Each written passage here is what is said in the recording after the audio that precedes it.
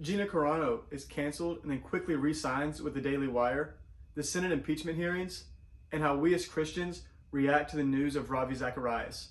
I'm Trey Cole. This is the Trey Cole Show.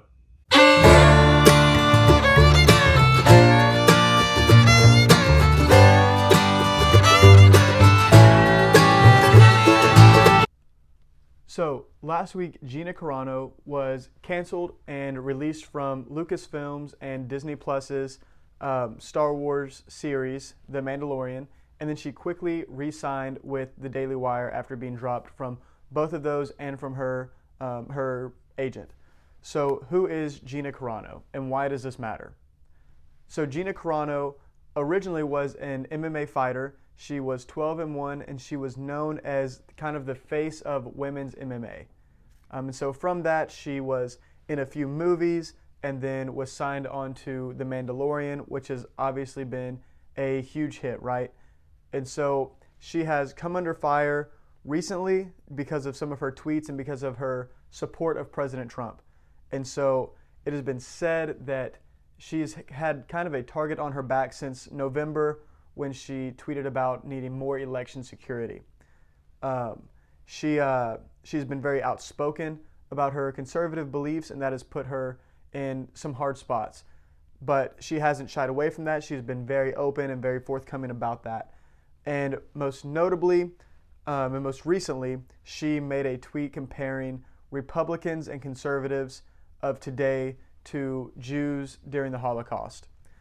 Basically, what the tweet said was that because history is edited, most people today don't realize that to get to the point where Nazi soldiers could easily round up thousands of Jews, the government first made their own neighbors hate them for simply being Jews. Now, before we talk about the repercussions of that tweet, is that tweet accurate? I think on a very small scale, there is some truth to that. I think that we are in such a polarized society right now to where it doesn't matter if you're a liberal or a conservative, you are more than likely going to dislike the other side if you are very political. And so there is some truth to that, I guess, but I don't think it's only against conservatives. I think conservatives are just as likely to dislike liberals, but I think it's on a much stronger scale and a much more harsh scale from liberals to conservatives, simply because liberals have the media, they currently have the government, and they have entertainment. They have Hollywood. So they not only have news and the government, but they also have culture. So it's much easier for liberals to push back against conservatives, whereas conservatives don't have that ability to push back against liberals. And so there is some truth to that, I guess. We are told to hate each other. We're told to hate the other side. But I don't think that this is something that Gina Carano should have lost her job over.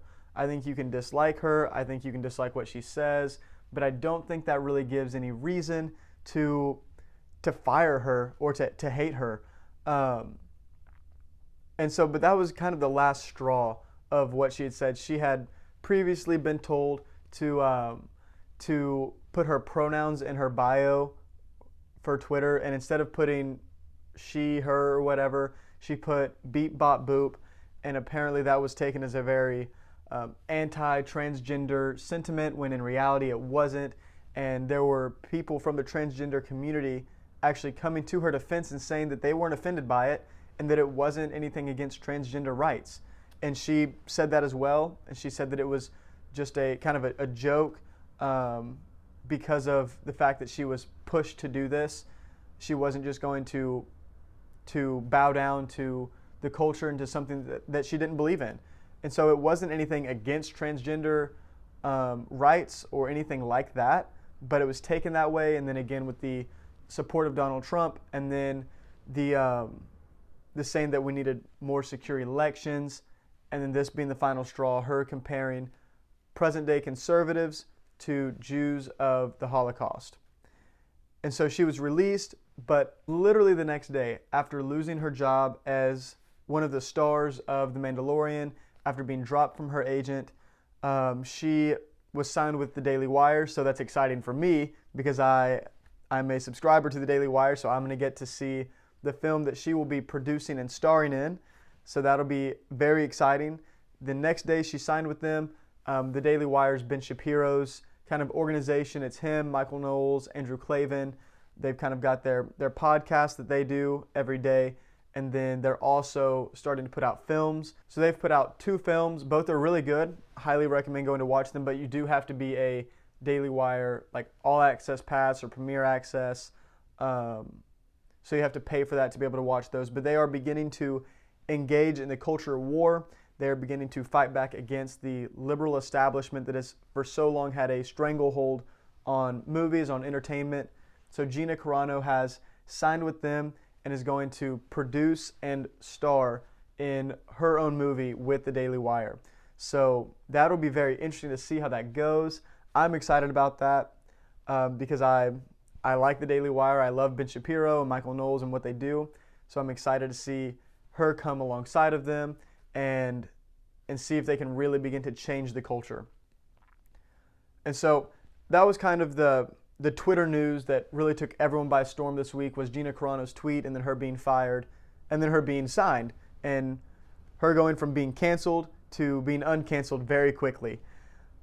But I don't even know if this is really news anymore. It's whatever. But the Senate impeachment trial, it is what it is. It was this past week. The Senate held its impeachment hearings, and as expected, former President Trump was acquitted of his charges that were brought by the House. The Democrats finished 0-2 in their attempts to impeach former President Trump. Both of them were a waste of time, a waste of money, and that is our money that they spent just to score political points. And I don't even understand why Democrats pushed so hard for this impeachment. And I think they realized that toward the end, which is why they wanted this to go away as fast as they could get it to go away. They didn't call witnesses. It was a very quick impeachment hearing, which Chuck Schumer presided over, even though earlier he said that the Senate impeachment hearing was rushed during the first impeachment for President Trump. So it was interesting to see his flip of let's just get this over with and forget about it. They knew they didn't have the votes. They knew they had no chance. So they just wanted to get this over with, and hopefully this is the last time that we will hear of just this partisan impeachment stuff. Like Joe Biden shouldn't be impeached. I know that people have already been talking about that. He shouldn't be impeached. We need to stop playing all of this partisan politics, and the government needs to get back to helping people. There are actual needs right now that need to be addressed, and the government is not doing that because they are too focused on destroying each other. They're too focused on destroying the other side. And what a waste of time that is, and what a waste of our money that is. So they both need to get over themselves and need to get to actual work. But we'll go over this real quick. The final count was 57-43, 10 short of the required 67 votes needed in order to confirm the impeachment and to prevent President Trump from holding public office or running for public office in the future. The 7 Republicans that voted for impeachment were Senators Richard Burr, Susan Collins, Bill Cassidy, Lisa Murkowski, Mitt Romney, Ben Sasse, and Pat Toomey. So none of them were surprises, I don't think. Susan Collins and Lisa Murkowski were both, they're in both like swing states kind of, not really swing states, but they're more moderate states that aren't as supportive of President Trump. Mitt Romney has been very outspoken against President Trump. Ben Sasse has been very outspoken against President Trump. So none of these were super eye-opening. None of these were super unexpected. So that happened. The reality is that when all is said and done, President Trump didn't commit a crime. Did he use poor language? Sure, yes. Was it necessary? No. But did he incite violence? Did he call for violence? No, he did not. And the correct verdict was reached.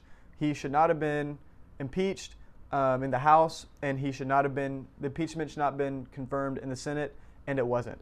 So that is a great example of checks and balances being used. Democrats trying to score political points in the House, and then the Republicans having a check on that and balancing out that power. But both the impeachment and Gina Carano being canceled are showings of a bigger problem.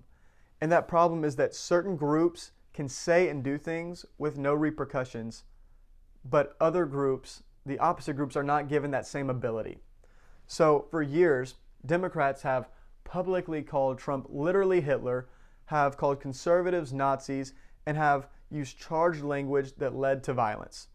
And no one has faced any consequence for it. No one has been canceled for it. No one has been impeached for it. There's been no type of consequence. And so a few of these examples are Bernie Sanders when he said that the GOP health care bill would kill thousands of Americans, and then one of his supporters went and shot up a congressional baseball game and almost killing a member of Congress. And then you've got James Gunn, who made many tweets about rape and child molestation, and two of those examples being that he said he likes when little boys touch him in silly places. Wow, that is inappropriate. But I think that potentially even worse is his next tweet. The best thing about being raped is when you're done being raped, it's like, woo, this feels great, not being raped. How? He was canceled for a little bit, and then he came back in 2019, and he is now producing the next Avengers film. So how does that man still have a job? I don't know. Also, you've got Pedro Pascal, one of Carano's now former co-stars on The Mandalorian, who compared conservatives to Nazis not too long ago. And that tweet has now been deleted, but that is the reality of it, is that certain people, if you have certain political views, can say things, and others who disagree with those views can't. That is just where we are in America right now. So when Gina Carano makes a Holocaust comparison, she is canceled. And when former President Trump uses politically charged language and people hear that politically charged language and respond with violence, he is then held accountable for their actions. Okay, President Trump, just like Senator Bernie Sanders, has no control over other people. They control what they say, yes, and did they use politically charged language? Absolutely. Do politicians use politically charged language? Absolutely. But did they have control over what others do with that? No. So should they be held accountable for that? No. So while all of that may be inflammatory and wrong, none of it is inciting violence, and nobody deserves to lose their job because of it, except James Gunn, who absolutely deserves to lose his job because of his tweets. Tweeting about how you like when little boys touch you, and tweeting about how rape isn't that bad, essentially, you deserve to be canceled for that. Like, there are some things you deserve to be canceled for. Your political views are not one of them, whatever they may be. You supporting child molestation and rape are things you should be canceled for. That is something that everyone should come around and say, wow, this is bad. We do not support this. This man should not have a job or represent our company. But simply supporting a political candidate should not get you canceled. And so why is it that people with certain political views can get away with things that others can't? Why is it that James Gunn can go and say that child rape or child molestation and rape aren't that bad, and he actually just condones one of them in child molestation, but Gina Carano can't make a comparison to the Holocaust and conservatives? Now, neither of which should be said, right? Like, James Gunn definitely shouldn't say that. It's wildly inappropriate. Gina Carano shouldn't have said this either. Like, I'm not condoning either of them, just like I'm not condoning what President Trump said for months about the election being stolen and about how there was just all of this voter fraud, which, I mean, there was voter fraud, but to the extent we don't know.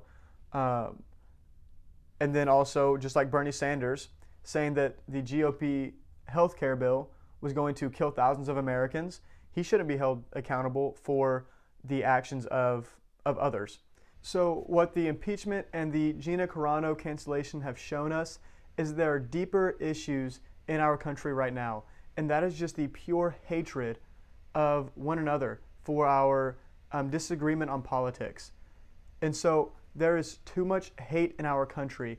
We need to get back to a place where we can disagree with each other, but still love each other and acknowledge the personhood and the humanity of someone that may not think or believe the same way that we do. And so we as Christians right now are kind of faced with a similar circumstance with the news about Ravi Zacharias coming out. And if you don't know who Ravi Zacharias was, he was a major influential player in the Christian world.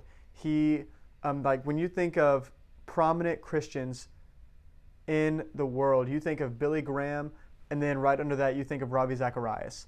So this man, he was a big name. He had a huge impact on the world stage, on Christians around the globe.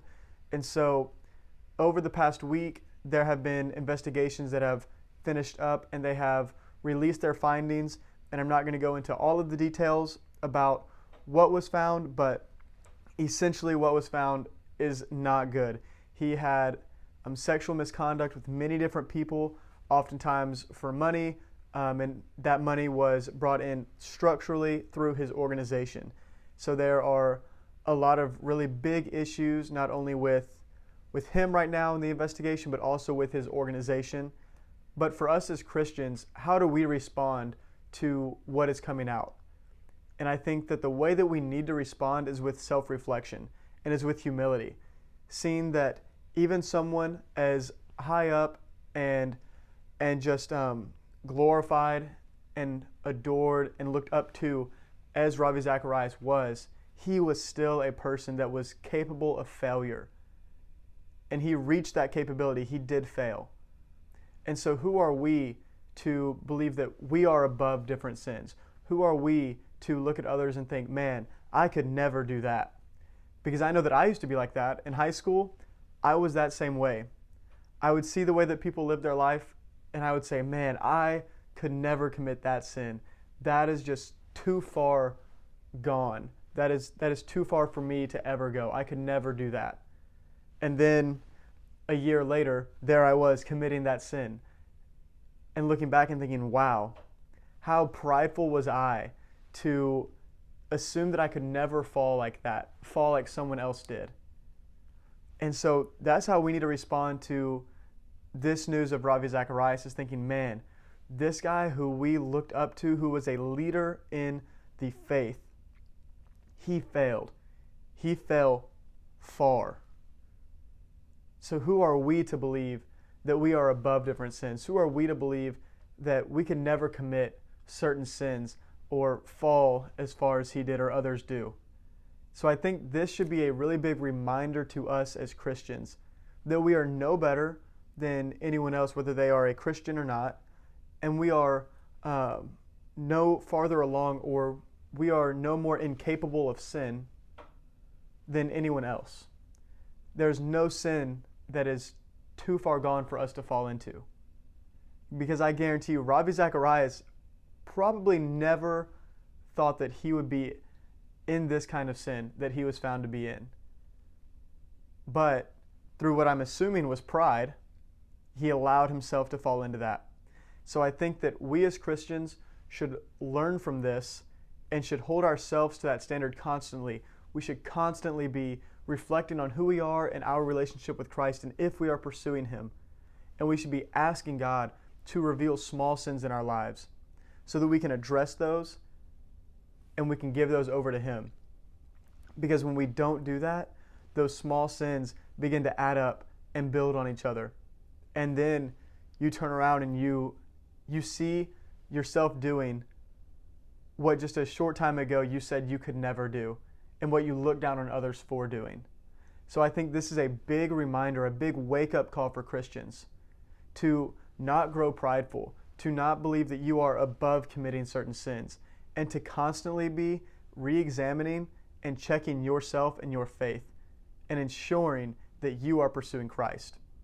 And so my hope is that with the news of Ravi Zacharias and the allegations and the findings of this investigation, we will do that. We will look at ourselves and we won't call him out and hate him for that, but we will see how we are capable of falling into the same sin. and we will use that as an opportunity to reach others for the gospel. And we will realize that we are no better than them.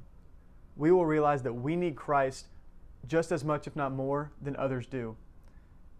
And we will go out in love and understanding to the world where they don't see some sin as wrong, where they see things and they live their life differently. We will go out to them and we will not judge them for that, but we will come to them in love. And we will show them the love that Christ has for us, even in our sinfulness. And so that is my heart for that. That is what I'm going to do. That is what I have been doing, is just reflecting on my life and seeing the small areas of sin that I need to ask Christ to take control over. Because I am not incapable of falling in to larger sins, especially when I don't check myself and see smaller sins at the door. So I encourage you to do that this week, especially as you continue to hear and maybe read about Ravi Zacharias and the things that came out, the things that he has been doing over the past few years and potentially decades.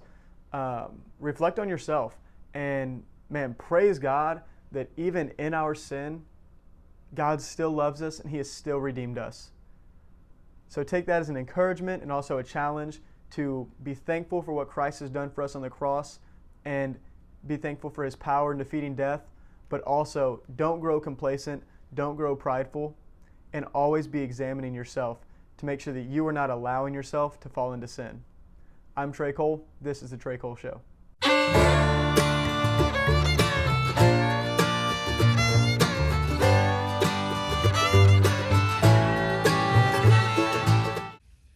So if you like this video, like, share, and subscribe. If you're watching on YouTube, you can hit the notification bell at the bottom. And then if you don't want to watch the video, you would rather just listen, you can also listen on Apple Podcasts or Spotify. So we will see y'all next Tuesday. I hope y'all have a great week.